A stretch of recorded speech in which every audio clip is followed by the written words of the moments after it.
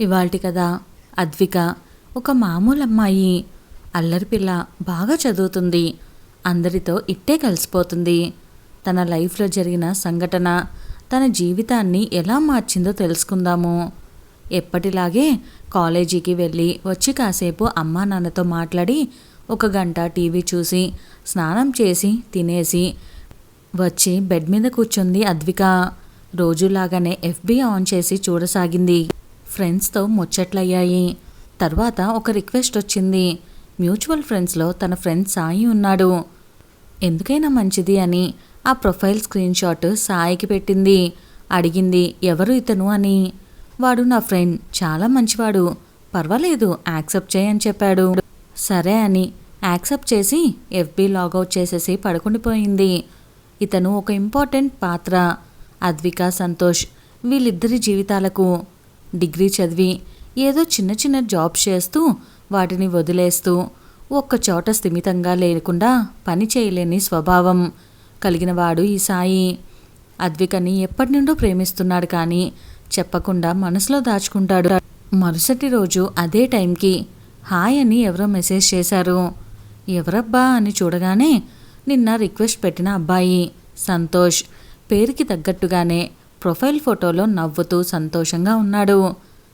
Hi అండి అని message చేసింది Advika. How are you? Fine అండి, మీరు? ఇలా ఒకరి గురించి ఒకరు తెలుసుకున్నారు.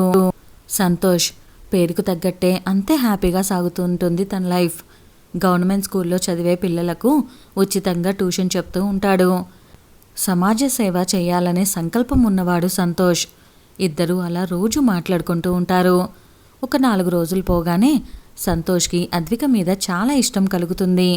అది ఎలా చెప్పాలా అనుకుంటూ ఉంటాడు. అద్వికకి కూడా సంతోష్ చాలా బాగా నచ్చుతాడు.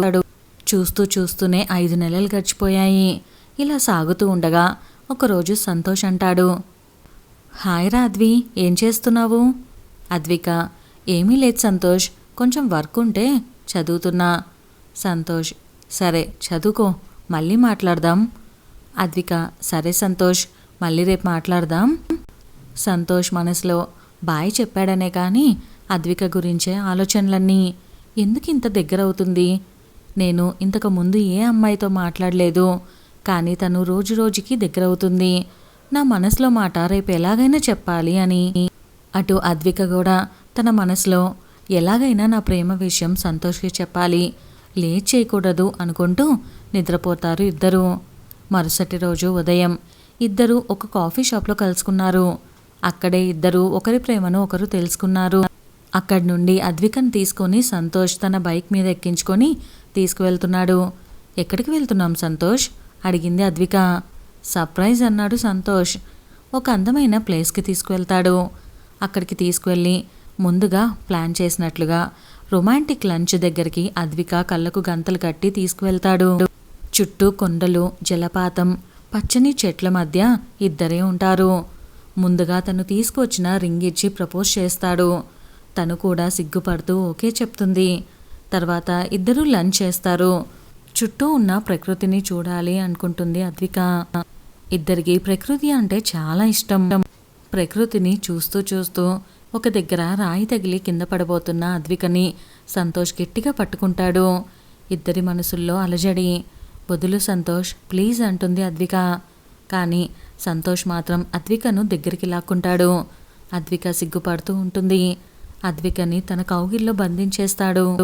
చేతులతో ఎత్తుకొని అలా కళ్ళల్లోకి చూస్తూ తీసుకువెళ్తూ ఉంటాడు. ఇంతలో ఫోన్ మోగుతున్న శబ్దం విని కళ్ళు తెరుస్తాడు. ఇదంతా కళ? ఛా దేవుడా, ఈ కళ నిజమైతే ఎంత బాగుంటుందని అనుకుంటాడు సంతోష్.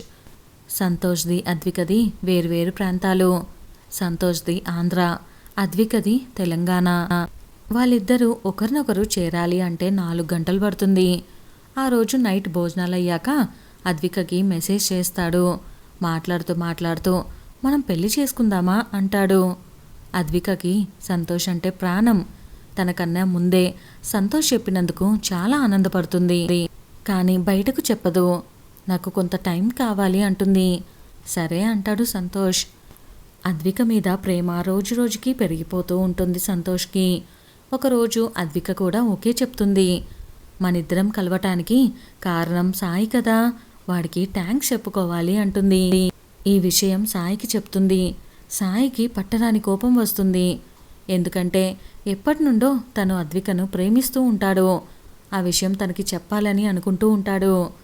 అదే విషయం అద్వికతో చెప్తాడు. తనకేం మాట్లాడాలో అసలు అర్థం కాదు. షాక్లో ఉండిపోతుంది అద్విక. మరుసటి రోజు ఉదయం 10 గంటలకు అద్విక, సంతోష్ నీతో ఒక విషయం చెప్పాలి అంటుంది. సంతోష్ ఈ టైంలో స్కూల్లో ఉంటాడు. సంతోష్ టైమింగ్స్ ఉదయం 5 గంటలకి లేచి కాలకృత్యాలు తీర్చుకొని 1 గంట వాకింగ్కి వెళ్తాడు. 6 గంటలకు ఇంటికి వచ్చి ఒక 20 నిమిషాలు వాట్సాప్ ఫేస్బుక్లో మెసేజెస్ చూసి ఆ తర్వాత స్నానం చేసి ఒక 40 నిమిషాలు స్కూల్లో పిల్లలకు ఏం చెప్పాలో చూసుకొని ఆ తర్వాత అమ్మ చేసిన టిఫిన్ తినేసి రెడీ అయ్యి స్కూల్కి బయలుదేరతాడు. స్కూల్కి వెళ్ళాలంటే గంట సమయం పడుతుంది. తన దగ్గర బైక్ లేదు. అందుకని వాళ్ళ బస్ స్టాప్లో బస్ ఎక్కి తర్వాత ఒక ఆటోలో స్కూల్కి వెళ్తాడు. మళ్ళీ సాయంత్రం స్కూల్ నుండి 4 గంటలకి బయలుదేరి 5:30 గంటలకి ఇంటికి వచ్చి స్నానం చేసి ఏమైనా తిని మళ్ళీ 6ంటికి ట్యూషన్ చెప్పడానికి వెళ్తాడు. 6 నుంచి 8 వరకు ట్యూషన్ చెప్పి 8 నుంచి 9:30 వరకు ఫ్రెండ్స్తో కాలక్షేపం చేసి 10 గంటల్లోపు ఇంటికి వెళ్ళి తినేసి పడుకుంటాడు. ఇది అతను రోజువారీ కార్యకలాపాలు. సాయి, సంతోష్ ప్రాణ స్నేహితులు. ఇద్దరికి ఒకరంటే ఒకరికి చాలా ఇష్టం. సాయంత్రం ఇంటికి వచ్చే సమయంలో సంతోష్ అద్వికకి ఫోన్ చేసి అడుగుతాడు. సంతోష్, ఏమిటద్వి, ఏదో చెప్పాలన్నావు? అద్విక, అవును, సాయి నన్ను ప్రేమిస్తున్నాడు అని చెప్తున్నాడు. ఏ కంగారు లేకుండా సంతోష్ ఇలా అంటాడు. అవునా, మరి నువ్వేం చెప్పావు? అద్విక, నేనేం చెప్తానో నీకు తెలీదా? నేను నువ్వు ప్రేమించుకుంటున్నామని చెప్పాను. సంతోష్, మంచి పని చేశావు. అసలు నైట్ ఏం జరిగిందంటే నిన్నటి రోజు రాత్రి సాయి సంతోష్ నైట్ మాట్లాడుకున్నారు. సాయి సంతోష్తో చిన్న గొడవ పెట్టుకున్నాడు. సాయి ఇలా అంటాడు. ఇన్ని రోజుల నుండి నేను తనని ఎలా పడేయాలా అని ఒక ప్లాన్ వేసి కూర్చుంటే సరిగ్గా పడే టైంకి వచ్చి చెడగొట్టావు. ఛా, ఏం ఫ్రెండ్రా. సంతోష్, ఏంట్రా వాగుతున్నావు? నేనేమి తన వెంట పడలేదు. తనకి నాపై ప్రేమ ఉంది, అందుకే చెప్పగానే ఓకే చెప్పా. సంతోష్ ఇక్కడ ఒక విషయం దాచిపెట్టాడు. ఫ్రెండ్ ముందు తన ప్రెస్టేజ్ పోతుందేమో అని అద్వికనే తన ప్రేమను ముందుగా చెప్పింది అని చెప్తాడు. అయినా నువ్వు నా ముందే చాలామంది అమ్మాయిల్ని ఇష్టపడుతున్నా అని చెప్పావు కదరా. నాకు తను నచ్చింది, ఇక అంతే. అయినా నేను తనని ప్రేమించటం లేదు, పెళ్లి చేసుకోవాలి అనుకుంటున్నా. సాయి, ఓ ఫిక్స్ అయిపోయావా? అయినా నేనే కదా తనని నీకు పరిచయం చేసింది. సంతోష్, సరేలే, నేను తన్ని బ్లాక్ చేస్తున్నా. మరి ఒక అమ్మాయి కోసం మన ఫ్రెండ్షిప్ని వదులుకునే అంత దుర్మార్గుణ్ణి కాదు నేను. సాయి మౌనంగా అక్కడి నుండి వెళ్ళిపోతాడు. సంతోష్ మనసులో, అయినా 2 రోజులైతే వీడే మర్చిపోతాడులే.